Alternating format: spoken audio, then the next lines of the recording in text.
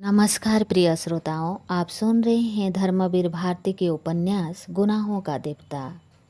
कुछ नहीं, चंदन ने आवाज़ दी, लेकिन लगता था वह आवाज़ चंदर की नहीं थी। ना जाने कहाँ से आ रही थी। क्या सिर में दर्द है? बिनती, एक गिलास पानी लाओ जल्दी से, सुधा ने आवाज़ दी। चंदर जैसे पहले सा हो गया। अरे, अभी मुझे क्या हो गया था? तुम क्या बात कर रही थी सुधा? पता नहीं तुम्हें अभी क्या हो गया था, सुधा ने घबराई हुई गौरैया की तरह सहम कर कहा। चंदर स्वस्थ हो गया। कुछ नहीं सुधा, मैं ठीक हूँ। मैं तो यूं ही तुम्हें परेशान करने के लिए चुप था, उसने हंसकर कहा। हाँ, चलो रहने दो, तुम्हारे सिर में दर्द है जरूर से, सुधा बोली। बिनती पानी लेकर आ गई थी। लो, पानी पियो। नहीं, हमें कुछ नहीं चाहिए, चंदर बोला। बिनती, जरा पेन बाम ले आओ, सुधा ने गिलास जबरदस्ती उसके मुंह से लगाते हुए कहा। बिनती पेन बाम ले आई थी। बिनती, तू जरा लगा दे इनके। अरे, खड़ी क्यों है? कुर्सी के पीछे खड़े होकर माथे पर जरा हल्की उंगली से लगा दे। बिनती आज्ञाकारी लड़की की तरह आगे बढ़ी, लेकिन फिर हिचक गई। किसी अजनबी लड़के के माथे पर कैसे पेन बाम लगा दी? चलती है या अभी काट के गाड़ देंगे यहीं? मोट की कहीं की, खा खा कर मोटानी है, जरा सा काम नहीं होता। बिनती ने हार कर पेन बाम लगाया। चंदन ने उसका हाथ हटा दिया तो सुधा ने बिनती के हाथ से पेन बाम लेकर कहा, आओ हम लगा दें। बिनती पेन बाम देकर चली गई तो चंदर बोला, अब बताओ क्या बात कर रही थी? हाँ, बिनती के ब्याह की। ये उनके ससुर तो बहुत ही भद्दे मालूम पड़ रहे थे। क्या देखकर ब्याह कर रही हो तुम लोग? पता नहीं क्या देखकर ब्याह कर रही हैं ये बुआ। असल में बुआ पता नहीं क्यों बिनती से इतनी चिढ़ती हैं। वह तो चाहती हैं कि किसी तरह से बोझ टले सिर से, लेकिन चंदर, यह बिनती बड़ी खुश है। यह तो चाहती है कि किसी तरह जल्दी से ब्याह हो जाए। सुधा मुस्कुराती हुई बोली, अच्छा, यह खुद ब्याह करना चाहती है? चंदन ने ताज्जुब से पूछा। और क्या, अपने ससुर की खूब सेवा कर रही थी सुबह। बल्कि पापा तो कह रहे थे कि अभी यह बीए कर ले तब ब्याह करो। हमसे पापा ने कहा इससे पूछने को। हमने पूछा तो कहने लगी बीए करके भी वही करना होगा, तो बेकार टालने से क्या फ़ायदा। फिर पापा हमसे बोले कि कुछ वजहों से अगहन में ब्याह होगा। तो बड़े ताजुब से बोली, अगहन में? सुधी, तुम जानती हो अगहन में उसका ब्याह क्यों टल रहा है? पहले तुम्हारा ब्याह होगा, चंदर हंस कर बोला। वह पूर्णतः शांत था और उसके स्वर में कम से कम बाहर सिवा चुहल के और कुछ भी न था। मेरा ब्याह? मेरा ब्याह?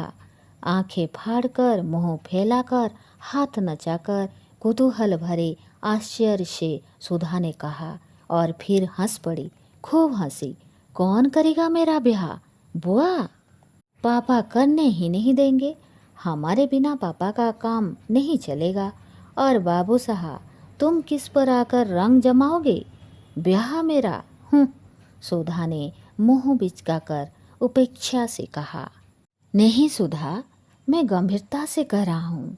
3-4 महीने के अंदर तुम्हारा ब्याह हो जाएगा, चंदर उसे विश्वास दिलाते हुए बोला। अरे जाओ, सुधा ने हंसते हुए कहा। ऐसे हम तुम्हारे बनाने में आ जाएं तो हो चुका। अच्छा, जाने दो। तुम्हारे पास कोई पोस्ट कार्ड है? लाओ जरा, इस कमरेड को एक चिट्ठी तो लिख दें। चंदर बात बदला कर बोला। पता नहीं क्यों इस विषय की बात के चलने में उसे कैसा लगता था। कौन कमरेड? सुधा ने पूछा। तुम भी कम्युनिस्ट हो गए क्या?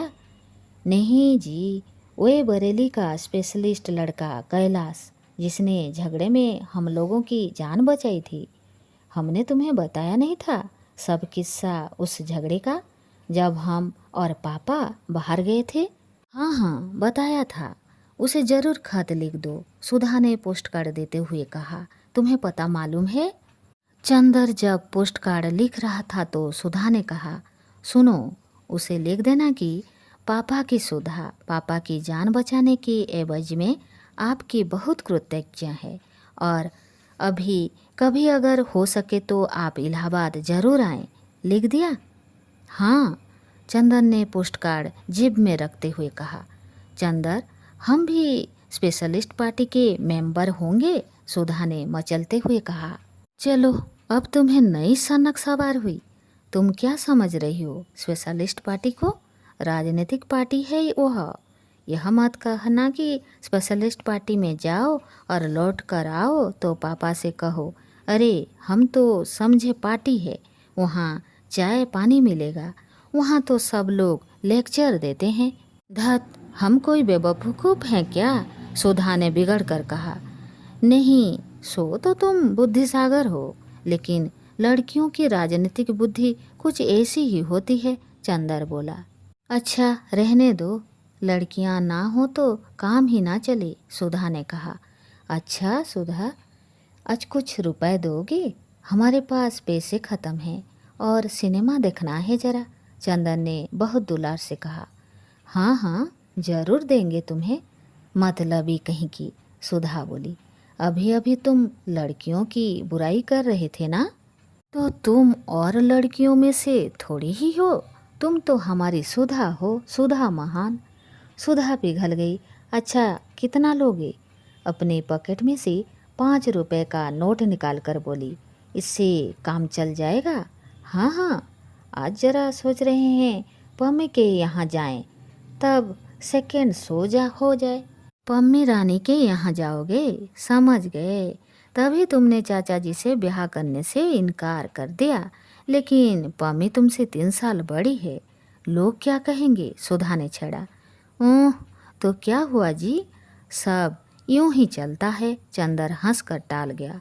तो फिर खाना यहीं खाए जाए और कार लेते जाओ, सुधा ने कहा। मंगाओ, चंदर से पलंग पर पैर फैलाते हुए कहा। खाना आ गया और जब तक चंदर खाता रहा, सुधा सामने बैठी रही और बिनती दौड़ दौड़ कर पूड़ी लाती रही। जब चंदर पम्मी के बंगले पर पहुंचा तो शाम होने में देर नहीं थी, लेकिन अभी फर्स्ट शो शुरू होने में देरी थी। पम्मी गुलाबों के बीच में टहल रही थी और बंटी एक अच्छा सा सूट पहने लान पर बैठा था और घुटनों पर ठुडी रखे कुछ सोच विचार में पड़ा था।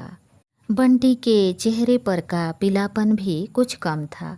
वह देखने में इतना भयंकर नहीं मालूम पड़ता था, लेकिन उसकी आँखों का पागलपन अभी वैसा ही था और खूबसूरत सूट पहनने पर भी उसका हाल यह था कि एक कलर अंदर था और एक बाहर। पम्मी ने चंदर को आते देखा तो खिल गई। हेलो कपूर, क्या हाल है? पता नहीं क्यों आज सुबह से मेरा मन कह रहा था कि आज मेरे मित्र जरूर आएंगे, और शाम के वक्त तुम तो इतने अच्छे लगते हो जैसे वह जगमग सितारा जिसे देखकर किड्स बटन हॉल में किड्स ने अपनी आखिरी सानेट लिखी थी। पम्मी ने एक गुलाब तोड़ा और चंदर के कोट के बटन हॉल में लगा दिया। चंदन ने बड़े भय से बंटी की ओर देखा कि कहीं गुलाब तोड़े जाने पर वह फिर चंदर की गर्दन पर सवार ना हो जाए, लेकिन बंटी कुछ बोला नहीं। बंटी ने सिर्फ हाथ उठाकर अभिवादन किया और फिर बैठकर सोचने लगा। पम्मी ने कहा, आओ अंदर चलें, और चंदर और पम्मी दोनों ड्राइंग रूम में बैठ गए। चंदन ने कहा, मैं तो डर रहा था कि तुमने गुलाब तोड़कर मुझे दिया तो कहीं बंटी नाराज न हो जाए, लेकिन वह कुछ बोला नहीं। पम्मी मुस्कुराई। हाँ, अब वह कुछ कहता नहीं, और पता नहीं क्यों गुलाबों से उसकी तबीयत भी इधर हट गई। अब वह उतनी परवाह भी नहीं करता। क्यों? चंदन ने ताज्जुब से पूछा। पता नहीं क्यों, मेरी तो समझ में यह आता है कि उसका जितना विश्वास अपनी पत्नी पर था वह इधर धीरे धीरे हट गया, और इधर वह यह विश्वास करने लगा है कि सचमुच वह साजेंट को प्यार करती थी। इसीलिए उसने फूलों को प्यार करना छोड़ दिया। अच्छा, लेकिन यह हुआ कैसे? उसने तो अपने मन में इतना गहरा विश्वास जमा रखा था कि मैं समझता था कि मरते दम तक उसका पागलपन ना छूटेगा। नहीं, यह बात हुई कि तुम्हारे जाने के 2-3 दिन बाद मैंने एक दिन सोचा कि मान लिया जाए अगर मेरे और बंटी के विचारों में मतभेद है, तो इसका मतलब यह नहीं कि मैं उसके गुलाब चुरा कर उसे मानसिक पीड़ा पहुंचाऊं और उसका पागलपन और बढ़ाऊं। बुद्धि और तर्क के अलावा भावना और सहानुभूति का भी एक महत्व मुझे लगा और मैंने फूल चुराना छोड़ दिया। 2-3 दिन वह बेहद खुश रहा, बेहद खुश। और मुझे भी बड़ा संतोष हुआ कि लो, अब बंटी शायद ठीक हो जाए।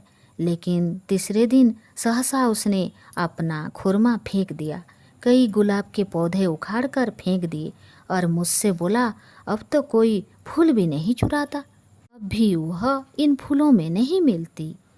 वह जरूर साजन के साथ जाती है। वह मुझे प्यार नहीं करती, हरगिज नहीं करती। और वह रोने लगा। बस उसी दिन से वह गुलाबों के पास नहीं जाता और आजकल बहुत अच्छे अच्छे सूट पहनकर घूमता है और कहता है, क्या मैं साजन से कम सुंदर हूँ? और इधर वह बिल्कुल पागल हो गया है, पता नहीं किससे अपने आप लड़ता रहता है।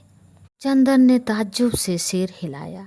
हाँ, मुझे बड़ा दुख हुआ, पम्मी बोली। मैंने तो हमदर्दी की फूल चुराने बंद कर दिए और उसका नतीजा यह हुआ। पता नहीं क्यों कपूर, मुझे लगता है कि हमदर्दी करना इस दुनिया में सबसे बड़ा पाप है। आदमी से हमदर्दी कभी नहीं करनी चाहिए। चंदन ने सहसा अपनी घड़ी देखी। क्यों? अभी तुम नहीं जा सकते, बैठो और बातें सुनो। इसीलिए मैंने तुम्हें दोस्त बनाया है। आज 2-3 साल हो गए मैंने किसी से बातें ही नहीं की है और तुमसे इसीलिए मैंने मित्रता की है कि बातें करूँगी। चंदर हंसा। आपने मेरा अच्छा उपयोग ढूंढ निकाला। नहीं, उपयोग नहीं कपूर, तुम्हें मुझे गलत ना समझना। जिंदगी ने मुझे इतनी बातें बताई हैं और यह किताबें जो मैं इधर पढ़ने लगी हूँ, इन्होंने मुझे इतनी बातें बताई हैं कि मैं चाहती हूँ कि उन पर बातचीत करके अपने मन का बोझ हल्का कर लूँ और तुम्हें बैठकर सुननी होंगी सभी बातें। हाँ, मैं तैयार हूँ, लेकिन किताबें पढ़ने कब से शुरू कर दी तुमने? चंदन ने ताज्जुब से पूछा। भी उस दिन मैं डॉक्टर शुक्ला के यहाँ गई। उनकी लड़की से मालूम हुआ कि तुम्हें कविता पसंद है। मैंने सोचा उसी पर बातें करूं और मैंने कविताएं पढ़नी शुरू कर दी। अच्छा, तो देखता हूँ कि 2-3 हफ्ते में भाई और बहन दोनों में कुछ परिवर्तन आ गए। पम्मी कुछ बोली नहीं, हंस दी। मैं सोचता हूँ पम्मी कि आज सिनेमा देखने जाऊँ। कार है साथ में, अभी 15 मिनट बाकी हैं, चाहो तो चलो। सिनेमा? आज 4 साल से मैं कहीं नहीं गई हूँ। सिनेमा, हाजी, बाल डांस सभी जगह जाना बंद कर दिया है मैंने। मेरा दम घुटेगा हल के अंदर, लेकिन चलो देखें। अभी भी कितने ही लोग वैसे ही खुशी से सिनेमा देखते होंगे। एक गहरी सांस लेकर पम्मी बोली, बंटी को ले चलोगे? हाँ हाँ, तो चलो उठो, फिर देर हो जाएगी, चंदन ने घड़ी देखते हुए कहा। पम्मी फौरन अंदर के कमरे में गई और एक जर्जट का हल्का भूरा गाउन पहन कर आई। इस रंग से वह जैसे निखर गई आई। चंदन ने उसकी ओर देखा तो वह लज्जा गई और बोली, इस तरह से मत देखो, मैं जानती हूँ यह मेरा सबसे अच्छा गाउन है, इसमें कुछ अच्छी लगती होंगी, चलो। और आकर उसने बेतकल्लुफी से उसके कंधे पर हाथ रख दिया। दोनों बाहर आए तो बंटी लन पर घूम रहा था। उसके पैर लड़खड़ा रहे थे, लेकिन वह बड़ी शान से सीना ताने था। बंटी, आज मिस्टर कपूर मुझे सिनेमा दिखाने जा रहे हैं, तुम भी चलोगे? हूँ, बंटी ने सिर हिलाकर जोर से कहा। सिनेमा जाऊंगा? कभी नहीं, भूल कर भी नहीं। तुमने मुझे क्या समझा है? मैं सिनेमा जाऊंगा? धीरे धीरे उसका स्वर मंद पड़ गया। अगर सिनेमा में वह सार्जेंट के साथ साथ मिल गई तो मैं उसका गला घोट दूंगा। अपने गले को दबाते हुए बंटी बोला और इतनी जोर से दबा दिया अपना गला कि आंखें लाल हो गई और खांसने लगा। खांसी बंद हुई तो बोला, वह मुझे प्यार नहीं करती, वह सार्जेंट को प्यार करती है, वह उसी के साथ घूमती है। अगर वह मिल जाएगी सिनेमा में तो उसकी हत्या कर डालूंगा, तो पुलिस आएगी और खेल खत्म हो जाएगा। तुम जानते हो मिस्टर कपूर, मैं उससे कितना नफरत करता हूँ। और लेकिन नहीं, कौन जानता है, मैं नफरत करता हूँ और वह मुझे कुछ समझ में नहीं आता। मैं पागल हूँ, उफ। और वह सिर थामकर बैठ गया। पम्मी ने चंदर का हाथ पकड़कर कहा, चलो, यहाँ रहने से उसका दिमाग और खराब होगा, आओ। दोनों जाकर कार में बैठे। चंदर खुद ही ड्राइव कर रहा था। पम्मी बोली, बहुत दिन से मैंने कार नहीं ड्राइव की है, लाओ आज ड्राइव करूं। पम्मी ने स्टीयरिंग अपने हाथ में ले ली। चंदर इधर बैठ गया। थोड़ी देर में कार रीजेंट के सामने जा पहुंची। चित्र था सलामी। चंदन ने टिकट लिया और दोनों ऊपर बैठ गए। अभी न्यूज रील चल रही थी। सहसा पम्मी ने कहा, कपूर, सलामी की कहानी मालूम है ना? क्या यह कोई उपन्यास है? चंदन ने पूछा। नहीं, यह बाइबल की एक कहानी है। असल में एक राजा था हेरात। उसने अपने भाई को मारकर उसकी पत्नी से अपनी शादी कर ली। उसकी भतीजी थी सेलामी, जो बहुत सुंदर थी और बहुत अच्छा नाचती थी। हेराद उस पर मुग्ध हो गया, लेकिन सेलामी एक पैगंबर पर मुग्ध थी। पैगंबर ने सेलामी के प्रणय को ठुकरा दिया। एक बार हेराद ने सेलामी से कहा कि यदि तुम नाचो तो मैं तुम्हें कुछ दे सकता हूँ। सेलामी नाची और पुरस्कार में उसने अपना अपमान करने वाले पैगंबर का सिर मांगा। हेराद वचनबद्ध था। उसने पैगंबर का सिर तो दे दिया, लेकिन बाद में इस भय से कि कहीं राज्य पर कोई आपत्ति न आए, उसने सेलामी को भी मरवा डाला। चंदर को यह कहानी बहुत अच्छी लगी। तब तो चित्र बहुत ही अच्छा होगा।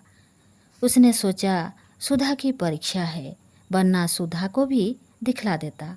लेकिन क्या नैतिकता है इन पाश्चात्य देशों की कि अपनी भतीजी पर ही हेराद मुग्ध हो गया?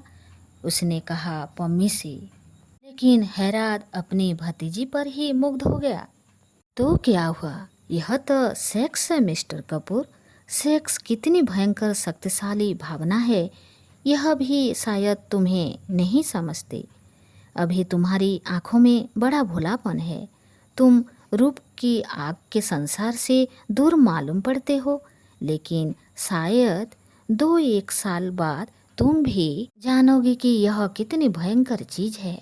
आदमी के सामने वक्त बेवक्त नाता, रिश्ता, मर्यादा, अमर्यादा कुछ भी नहीं रह जाता। वह अपने भतीजी पर मोहित हुआ तो क्या? मैंने तो तुम्हारे यहाँ एक पौराणिक कहानी पढ़ी थी कि महादेव अपनी लड़की सरस्वती पर मुग्ध हो गए। महादेव नहीं, ब्रह्मा, चंदर बोला। हाँ हाँ, ब्रह्मा, मैं भूल गई थी। तो यह तो सेक्स है, आदमी को कहाँ ले जाता है, अंदाज भी नहीं किया जा सकता। तुम तो अभी बच्चों की तरह भोले हो और ईश्वर ना करे तुम कभी इस प्याले का शरबत चाखो। मैं भी तो तुम्हारी इस पवित्रता को प्यार करती हूँ। पम्मी ने चंदर की ओर देखकर कहा, तुम जानते हो मैंने तलाक क्यों दिया? मेरा पति मुझे बहुत चाहता था, लेकिन मैं विवाहित जीवन के वासनात्मक पहलू से घबरा उठी। मुझे लगने लगा मैं आदमी नहीं हूँ, बस मांस का लोथड़ा हूँ, जिसे मेरा पति जब चाहे मसल दे, जब चाहे। उब गई थी। एक गहरी नफरत थी मेरे मन में। तुम आए तो तुम बड़े पवित्र लगे। तुमने आते ही प्रणय याचना नहीं की। तुम्हारी आंखों में भूख नहीं थी, हमदर्दी थी, स्नेह थी, कोमलता थी, निश्चलता थी। मुझे तुम काफ़ी अच्छे लगे। तुमने मुझे अपनी पवित्रता देकर जला दिया। चंदर को एक अजब सा गौरव अनुभव हुआ और पम्मी के प्रति एक बहुत ऊंची आदर भावना उसने पवित्रता देकर जला दिया। सहसा चंदर के मन में आया, लेकिन यह उसके व्यक्तित्व की पवित्रता किसकी दी हुई है? सुधा की है ना? उसी ने तो उसे सिखाया है कि पुरुष और नारी में कितने ऊंचे संबंध रह सकते हैं। क्या